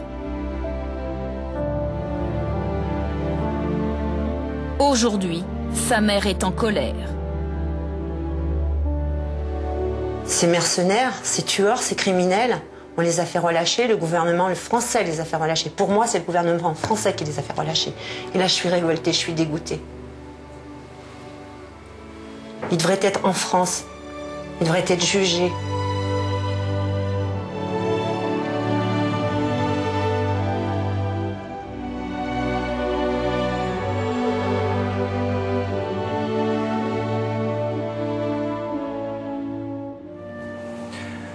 Bien sûr, nous aurions aimé avoir avec nous ce soir sur ce plateau la ministre de la Défense, Michèle Alliot-Marie. Hélas, elle n'a pas souhaité répondre à nos questions. Alors, pour nous accompagner, 4 invités. D'abord, monsieur Daniel Revers. Vous avez vécu 10 ans en Côte d'Ivoire. Vous étiez commerçant, restaurateur, propriétaire de 3 établissements. Aujourd'hui, on peut dire que vous n'avez plus rien. Vous êtes représentant, je pense qu'on peut dire ça, des rapatriés. Oui, représentant de Narcy, oui. C'est une des associations, donc... Narcy, la DCI, c'est 2 associations des rapatriés de Côte d'Ivoire. Oui. Et donc vous étiez l'un des 8000 rapatriés en novembre 2004, au moment des événements que nous évoquons ce soir. Thomas Hoffnung, vous êtes un confrère, vous êtes un spécialiste de la Côte d'Ivoire, vous êtes allé à plusieurs reprises sur le terrain africain et vous avez même écrit sur le sujet. Maître Jean Ballan, vous êtes donc avocat, vous représentez 24 victimes ou proches de ces victimes dans l'instruction du dossier Bouaké. Et précisément, l'une d'elles est à vos côtés. Je vous remercie beaucoup, madame, d'être venue de Cherbourg. Vous êtes madame Josette Tillois. Bonsoir. Bonsoir, madame. Et votre fils, Emmanuel, est mort dans le cantonnement français de Bouaké. Exact. Il était caporal, je crois, engagé depuis 2002. Oui. C'est ça, dans l'armée. Alors, on voit dans le document que lorsque a lieu la cérémonie des Invalides, vous vous dites, mon fils n'est peut-être pas là. Ouais. Est-ce que je peux savoir pourquoi? Je sais pas. Un pressentiment. Un pressentiment. Depuis mon arrivée au Val-de-Grâce, j'ai pas arrêté de demander confirmation si c'était bien lui qui était là. Puisque vous n'aviez pas vu, comme on l'a entendu dans le document, le corps de votre fils. Exact. Et on vous avait dit quoi pour ça? On m'a dit que oui. On m'a dit que c'était bien lui qui était là. Mais on vous a dit que vous ne pouviez pas voir ce corps parce qu'il était dans un état qui n'était pas visible pour vous. C'est ça? Oui. C'était pour nous préserver. Bien sûr. Ce qu'on peut comprendre. Tout à fait. Un an après, vous êtes dans le cabinet de Brigitte Reynaud, la juge, au tribunal des armées. Et là, il y a cette découverte que votre pressentiment était justifié. Oui. Et là, j'imagine que vous êtes terrassé, renversé. Catastrophé. La juge aussi, semble-t-il. Oui.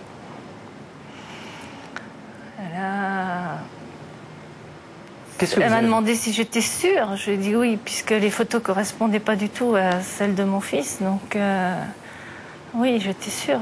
C'était pas Emmanuel. C'était pas Emmanuel. Qu'est-ce que vous avez pensé, là? Bon, je comprends qu'il y ait eu panique. Je comprends qu'il y ait eu précipitation. Maintenant, à ce point, voilà, quoi. C'est surtout que, bon... au départ de Bouaké, les corps avaient été reconnus par leurs camarades, quoi. Donc, je comprends pas ce qui a pu se passer. Ce qui a pu se passer à Abidjan. Et alors, une épreuve terrible pour vous, il va falloir exhumer le corps de votre fils, repratiquer à la fois les funérailles. Tout à fait. Est-ce que donc finalement vous avez pu voir le corps de votre fils? Non. Non. Est-ce que vous avez eu les éléments qu'il avait sur lui? Oui, qu'on a cherché pendant plusieurs mois. Pendant plusieurs mois? Oui, parce que sur le procès verbal qui a été fait par le prévôt à Abidjan, donc il y avait la description de leur tenue vestimentaire, la description des blessures, et ce qu'ils portaient sur eux et dans leurs poches.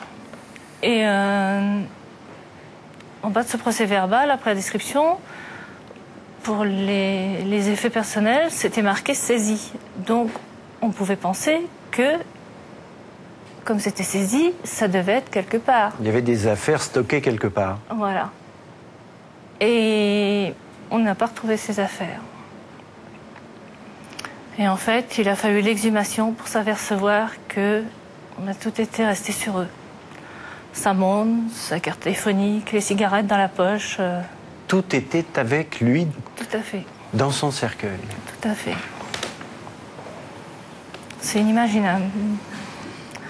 C'est impensable. Ils ont été, personnellement, ce que je pense, tels qu'ils sont tombés, tels ils ont été ramassés. On les a mis comme ça dans leur cercueil et ils ont été mis comme des bêtes. Malgré tout le cérémonie et tout. Je suis désolée, mais c'est mon ressentiment. Vous êtes amère. Oui, tout à fait. Monsieur Revers, vous étiez en Côte d'Ivoire au moment même où se passe ce bombardement. À Abidjan, comment on entend parler? Mais par les employés, je finis par savoir qu'il y a eu des problèmes. On ne sait pas trop exactement ce qui s'est passé. C'est dans la nuit quand on va voir les gens commencer à manifester devant l'établissement, manifester, aller sur les RTI et tout, qu'on va savoir ce qui s'est passé. RTI, la radio-télévision ivoirienne. Et donc, déjà à ce moment-là, le climat est tendu? Déjà depuis 2 jours, le climat est tendu. Hein, c'est-à-dire qu'ils sont en train d'attaquer, d'essayer de passer sur Bouaké. Vous savez qu'il y a une offensive? Oui. Mais les forces terrestres, on entend dire qu'ils n'arrivent pas à passer. Donc, à partir de là, ils prennent leurs 2 avions là pour aller bombarder au nord. Mais vous, ce que vous vivez, vous sentez qu'il y a cette tension? Est-ce que... Non? Non, parce qu'on est vraiment habitué au coup d'État. Hein, c'est-à-dire que... Ouais. Franchement, ça fait 10 ans que vous êtes là-bas, vous en avez vu d'autres. Ça a commencé avec Bédier et tous les faux coups d'État, n'importe qui essayait de faire un coup d'État. Donc après les derniers temps, on perçoit que vraiment ça commence à être plus important que d'habitude et qu'il se passe quelque chose. Mais sur le coup, on n'a pas trop paniqué. C'est l'erreur, parce que si j'avais pas fait cette erreur, peut-être que j'aurais pas tout perdu. Mais bon. C'est-à-dire que dans les heures qui vont suivre, vous allez sentir effectivement une montée en puissance de la violence? Ah oui. Qu'est-ce que vous voyez? Qu'est-ce qui se passe? Disons que dans la nuit avec mon fils, on fait des tours de rôle et nous on a un établissement, il y a une porte avec on peut voir de l'autre côté. Bon. Et là on voit des gars nous insulter, chercher les blancs, etc., etc. Ça commence à être vraiment tendu. Bon, jusqu'à présent, quand il y avait des manifestations, ils s'en prenaient. C'était plutôt un conflit entre eux, mais vous n'étiez pas la cible, vous précisément. Tandis que là, franchement, on sentait qu'on était vraiment ciblés. Et donc, vous parvenez à sortir de chez vous? Comment vous faites? C'est Flash Assistance, c'est une agence qu'on avait de sécurité qui nous a envoyé 4 gars qui ont tiré sur la foule, hein, sur les gars qu'il y avait, et qui nous ont dégagés à mon fils et moi. Ils nous ont mis dans un 4x4 et ils nous ont emmenés dans une clinique. Je ne nommerai pas la clinique. Et là, on s'est caché, on a été assez mal reçus, mais on a réussi, le docteur nous a cachés dans une chambre. Et au bout de 2 jours, c'est un ami qui est... C'est un ami qui va vous aider? Qui va nous aider, qui va venir avec des militaires ivoiriens. Et on va négocier. Vous allez rejoindre les autres Français? Voilà. On rejoint l'ONU, on redescend le jour où la manifestation monte sur l'hôtel Ivoire. C'est-à-dire qu'avec les 4 militaires, on est au milieu de la manifestation qui monte sur l'hôtel Ivoire. Donc, le BIMA était très à la tâche pour sauver les autres Français. Et donc, il a fallu que vous vous débrouiller à titre personnel. Hein. Voilà, oui. D'accord. Parce que c'est le BIMA qui a évacué une grosse partie. C'est 250 soldats du BIMA, parce que l'ORES protégeait le BIMA, vu qu'il y avait des exactions devant. Et c'est 250 gars qui ont fait un boulot terrible. Bon, la licorne est arrivée bien après. Comme on l'a vu dans le sujet. Comme on l'a vu absolument. Sur le sujet. Alors, je reviens vers vous, Madame Tilloy. Votre fils était déjà parti en mission en Bosnie, et c'était la 2e fois que lui était en Côte d'Ivoire. Oui. C'est bien ça. C'est donc un soldat professionnel. Oui. Si on peut dire. Si on peut dire, oui. Il n'a pas eu vraiment le temps de le devenir réellement. De le devenir réellement. Je comprends. Alors, malgré toute la douleur qui est la vôtre et qu'on comprend parfaitement, est-ce que, et je pense aussi aux gens qui nous regardent, est-ce que les gens ne peuvent pas se dire, après tout, bon, voilà, il était rentré dans l'armée, c'est les risques du métier. Qu'est-ce que vous dites à ce... Mais tout métier a des risques, mais les soldats n'ont pas forcément... Surtout que c'était pas en temps de guerre réel, vraiment. Donc... Voilà, c'est pas un pompier qui va au feu, il va pas pour se faire brûler. Bien sûr. C'est-à-dire, vous dites qu'ils étaient un peu soldats de la paix, en fait. Tout à fait. Ils étaient partis dans ce sens-là. Justement, Maître Balane, ce qui peut se lire, encore une fois, a priori, comme un acte de guerre, comment ça peut se retrouver dans les dossiers d'un juge? D'abord, je ne suis pas du tout d'accord avec le terme d'acte de guerre, parce que c'est ça tout le problème. C'est ça tout le problème. Ces soldats-là n'étaient pas en guerre. Ces soldats-là étaient pour protéger, pour apaiser une situation et pour protéger des citoyens. Ils ont été tirés exactement comme des lapins, même pas sur leur poste de combat.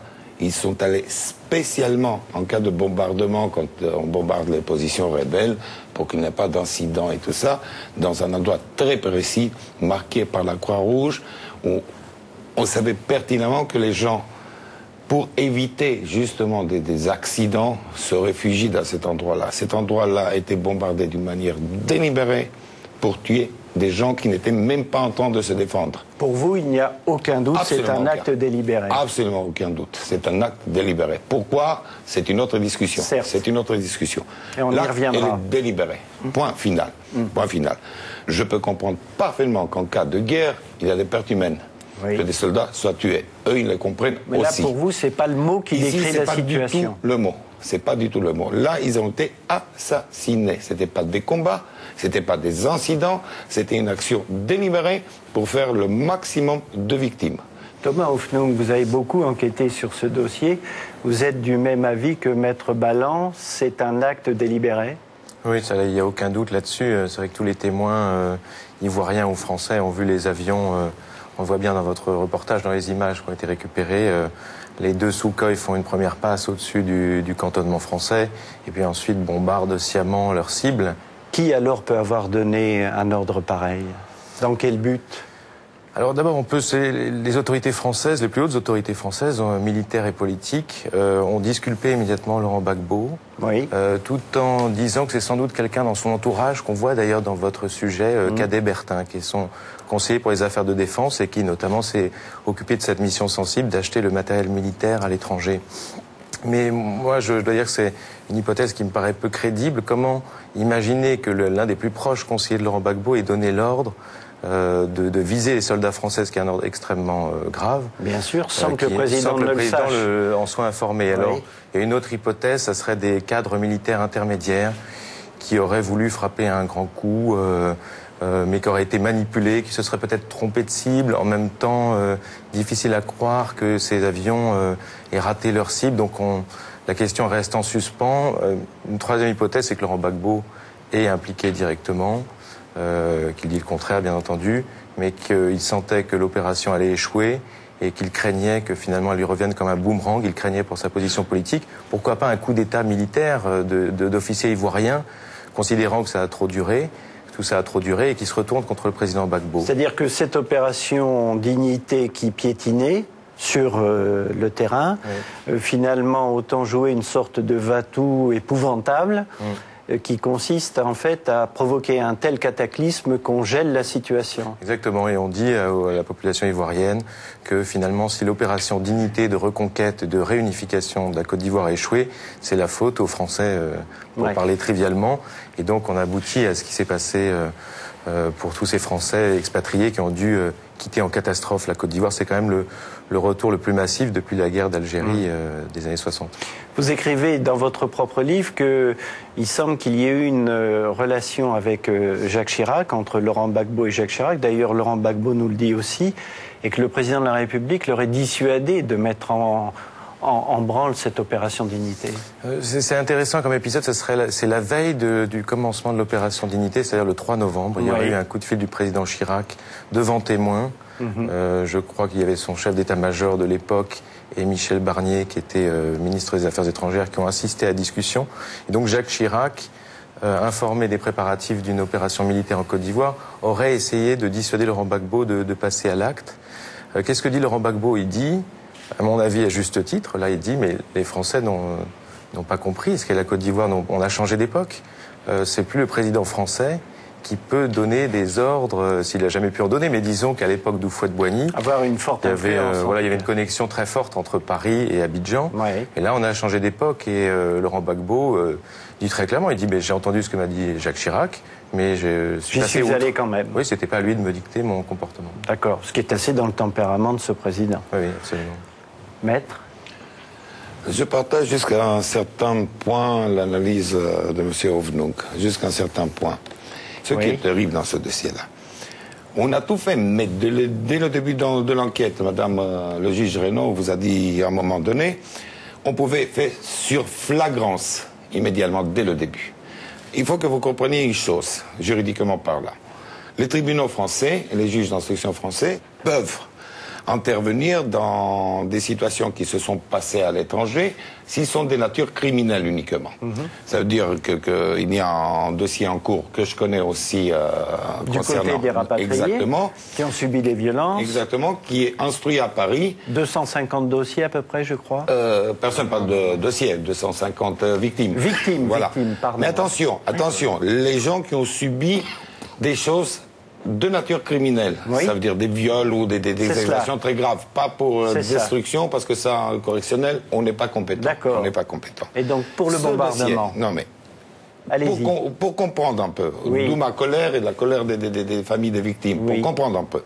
Ce dossier-là à Paris, qui est beaucoup plus difficile, parce que là, on a une magna de personnes, on a des milliers de personnes dans les rues, on ne sait pas qui est le coupable, où est venu l'ordre, etc. Certes. Avance beaucoup plus vite. Il y a déjà des personnes mises en examen dans ce dossier-là. En ce qui concerne les violences faites aux rapatriés. Exactement. Pourquoi? Parce que c'est un procureur qui est totalement dépendant là-bas, et c'est pas le procureur du tribunal des armées qui a mis tous les bâtons dans les rues, et je prends mes responsabilités en disant ça dès le début de l'enquête, pour que l'enquête concernant l'assassinat, moi je ne parle pas du bombardement de Bouaké, je parle de l'assassinat des soldats français, n'avance pas. Parce que la mise en cause du procureur, telle que vous la faites, c'est une accusation grave. Non, mais je sais pas la première fois que je le dis. Parce que le procureur au tribunal des armées, il fait ce qu'il peut, mais contrairement à tous les procureurs de la République, il est aux ordres, et ça c'est statutaire déjà, du ministère de la Défense. Oui. Du ministère de la Défense, oui. D'accord? Ok, donc il reçoit des ordres du ministère de la Défense. Bon. Maintenant, j'ai eu des mots avec Madame ministre de la Défense, Alliot-Marie, qui est une personne admirable. Je suis convaincu, et je le dis avec force, que c'est une situation qui l'a dépassé totalement, que personnellement est extrêmement touché par cette affaire. Ça, je suis complètement persuadé. Mais il s'est retrouvé dans une situation qui l'a dépassé, qu'elle devait d'une certaine manière sauver la face, ou je sais pas quoi. Je sais pas quoi. Parce que cette manière de ne pas vouloir à aucun moment d'arrêter les exécutants, ça veut dire de ne pas vouloir savoir qu'est-ce qui s'est passé, qui a donné l'ordre et pourquoi. Et là, toutes les hypothèses sont possibles. L'enquête avance parce que l'enquête continue. Madame le juge Reynaud n'est plus en poste, mais celle qui l'a remplacée, Madame Michon continue l'enquête. Elle continue assez bien. C'est très difficile parce qu'on n'a pas, même pour interroger certaines personnes en Côte d'Ivoire, on peut les interroger simplement si elles veulent répondre. Oui. On ne peut pas mettre en examen. Et si on peut les rencontrer. Oh, ça oui. Il n'y a pas trop de difficultés parce qu'il y a en Côte d'Ivoire 2 camps qui se jettent un peu, sans rentrer dans les détails, pour les responsabilités. Donc chacun veut s'exprimer. Pourquoi est-ce qu'il n'y a pas de mandat d'arrêt international? Mais si, des mandats d'arrêt internationaux, il y en a, mais ils ont été faits c'est pour ça que je reviens et je rigole un peu, fait d'une certaine manière que l'Interpol dise qu'on ne peut pas exécuter ces mandats d'arrêt, tout simplement parce qu'il s'agit des confrontations entre les soldats français et les soldats ivoiriens, donc c'est une action militaire. Donc l'Interpol n'est pas compétent alors qu'il n'y a pas de confrontation. Il n'y a pas eu de confrontation, il y a encore une fois, je le répète pour que les choses soient extrêmement claires, ce ne sont pas des soldats qui sont morts en se battant pour quelque chose, ce sont des soldats qui ont été assassinés. Et tous, ils étaient très jeunes et ils avaient toute leur vie devant eux. C'est bien compris. Monsieur Revers, actuellement, il y a des pourparlers qui ont lieu au Burkina Faso et il y a quelques jours, le président Gbagbo lui-même a dit qu'il souhaitait le retour des expatriés. Ouais. Est-ce que vous seriez candidat au retour? Ben non, parce que moi j'ai recréé une entreprise en France et... La page est tournée? Non, jamais. Quand on a connu l'Afrique, là-bas, j'ai jamais tourné. J'aime trop la Côte d'Ivoire et j'aime trop les Ivoiriens. Et je voudrais dire, si je peux me permettre, un petit mot sur les Ivoiriens. Bien sûr. Il y a eu énormément de morts ivoiriens. Ouais. C'est-à-dire qu'il faut penser à eux aussi. C'est vraiment catastrophique. Hein. Ouais. Bon, c'est vrai que nous, on a eu des dégâts, mais alors eux, c'est monstrueux. Donc c'est vraiment... Et c'est déjà formidable. De ce qu'on parle ce soir, c'est pas les Ivoiriens. Hein. C'est la classe politique et les hautes sphères. Hein. Ce sont d'autres intérêts. C'est d'autres intérêts. Hein. Alors, précisément au Burkina Faso, il y a ces rencontres. Il y a, on va dire, toutes les parties présentes au conflit qui sont là autour de la table. Est-ce qu'on peut être optimiste? Il faut être prudent. Hein. Laurent Gbagbo est un fin politique. Est-ce que cette proposition qu'il a faite lui-même de dialogue direct, oui, par-dessus l'ONU et par-dessus la France, qui avait parrainé les accords de Marcoussis en janvier 2003, et cette proposition est-elle sincère ou pas? Est-ce que c'est pour gagner du temps? Parce que théoriquement, il y a des élections qui doivent se dérouler en octobre 2007 et le compte à rebours a déjà commencé. Absolument. C'est pas du tout évident et la situation est bloquée. Et la question, bien sûr, qui se posera pour le prochain ou la prochaine présidente de la République française sera de maintenir ou non la force licorne. Il faut savoir que tout cela a un coût important, oui. 250 millions d'euros par an, je crois. Ça veut dire qu'on en est, je crois, si mes calculs sont bons, à plus d'1 milliard d'euros dépensés pour la France. C'est énorme.